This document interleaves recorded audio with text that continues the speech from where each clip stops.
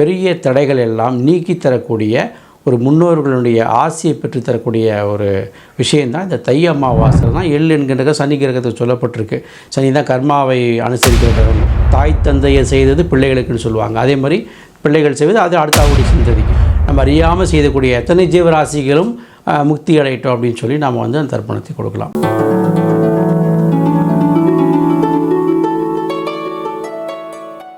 அன்புள்ளங்களுக்கு வணக்கம். அன்பர்களே, நம்ம இன்றைக்கு பார்க்குற வீடியோவில் தர்ப்பணம் பற்றி பார்க்க போகிறோம்.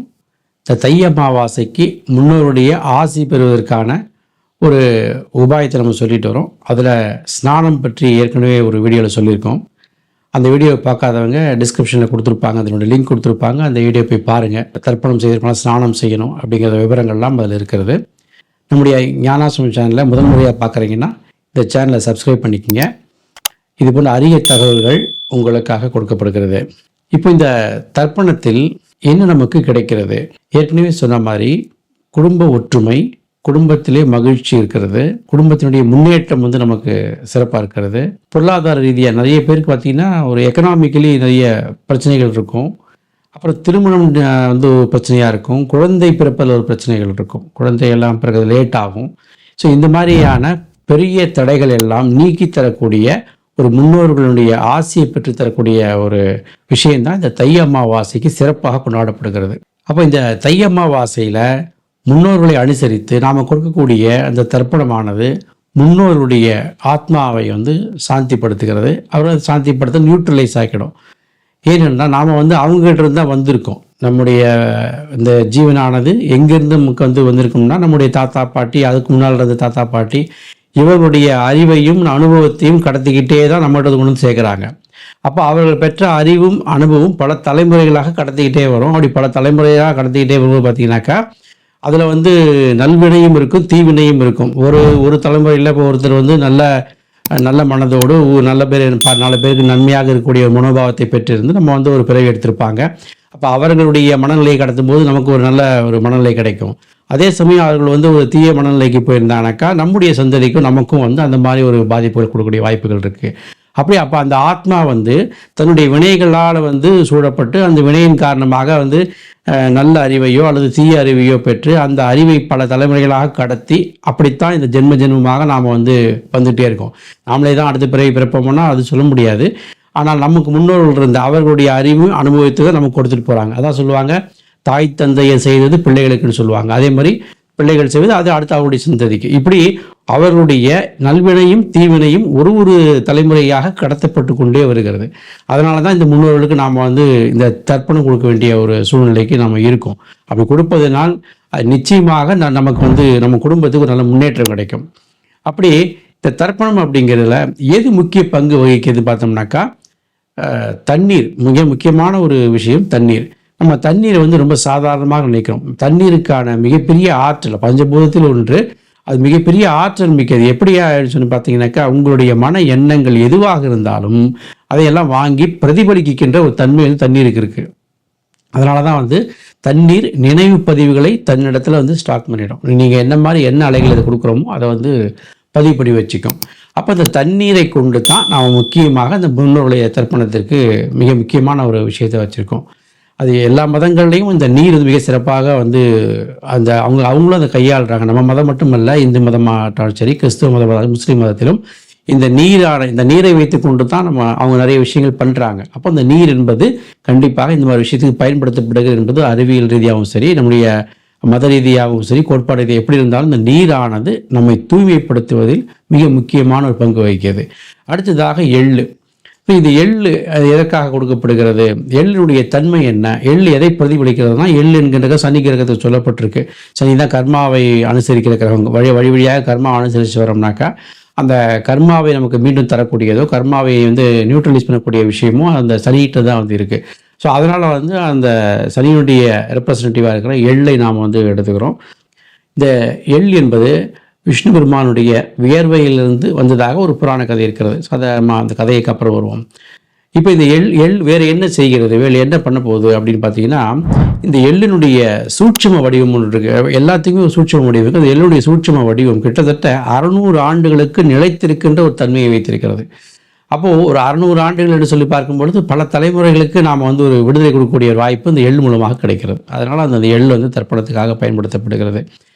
அதுக்கு அடுத்ததாக தர்பை வந்து முக்கியமாக எதற்காக கொடுக்கப்படுதுன்னு பார்த்தோம்னாக்கா, எந்த ஒரு விஷயமானாலும் நீங்கள் சொல்லுகிற எந்த ஒரு மந்திரமோ சொல்லோ அல்லது வார்த்தையோ அதனுடைய ஒளி அதிர்வுகளை எல்லாம் அது வாங்கி தர்பையானது அந்த நீரிலே வந்து செலுத்தப்படும். அந்த நீரிலையும் அந்த எள்ளிலையும் செலுத்தணும். அதுக்காக தர்பையும் கூட வச்சுக்கிறோம்.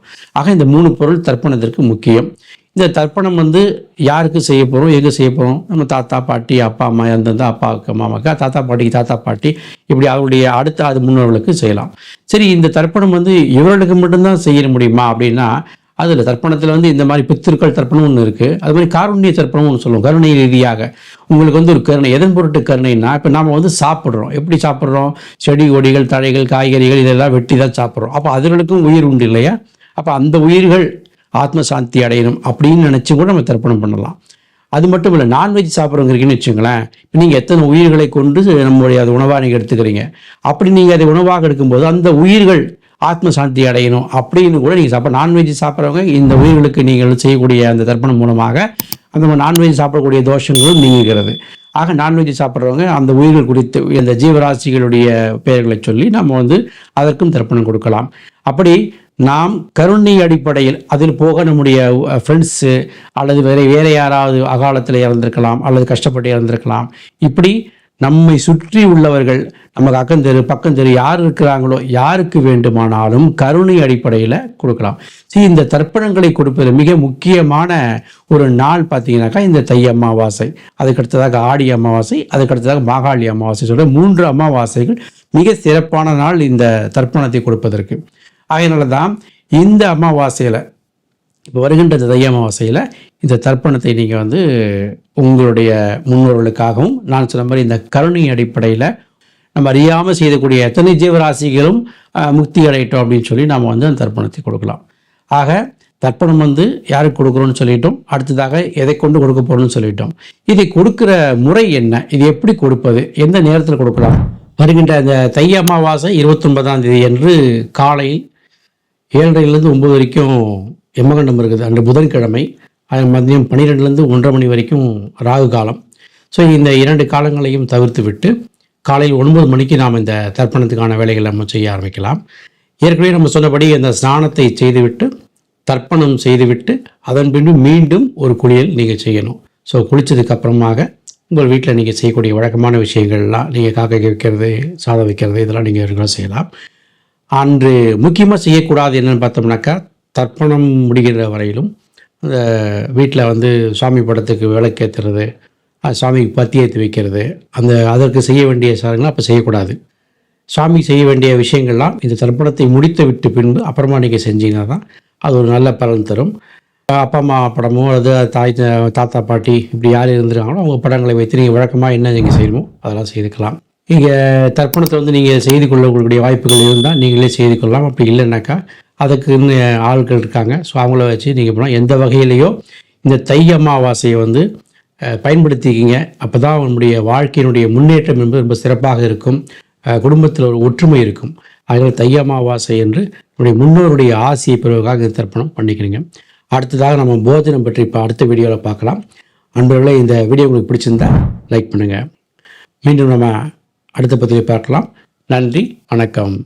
அன்பும் அருளும் எங்கும் தழைக்க, அறிவும் மனமும் இணைந்து சிறக்க, அகிலம் முழுதும் இன்பம் கோடி கோடி கோடி நிறையவே.